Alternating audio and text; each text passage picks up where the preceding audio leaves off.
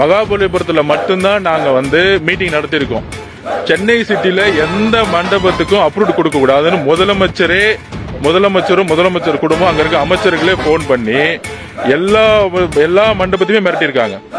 அப்ப அந்த அளவிற்கு தாவேகா எங்கேயுமே கூட்டம் போடக்கூடாது, எங்களுடைய தலைவர் பிரச்சாரத்துக்கு வெளியே வரக்கூடாது அப்படி நோட்டிபிகேஷன் வரைக்கும் எல்லா விதமான அழுத்தமும் கொடுத்துக்கிட்டே இருந்தாங்க. அவங்களுக்கு என்னன்னா வெளியே பேசவே மாட்டாங்க, அமைச்சர்களோ முதலமைச்சரோ பேச மாட்டாங்க. ஆனா கூட்டம் போடாத அளவுக்கு எந்த அளவுக்கு இடத்தை கொடுக்க விடாம நெருக்கடி பண்றது, காவல்துறை வச்சு நெருக்கடி பண்றது, அரசு அதிகாரிகளை வச்சு நெருக்கடி பண்றது, இந்த வேலை தான் திமுக செஞ்சுட்டே இருந்தாங்க.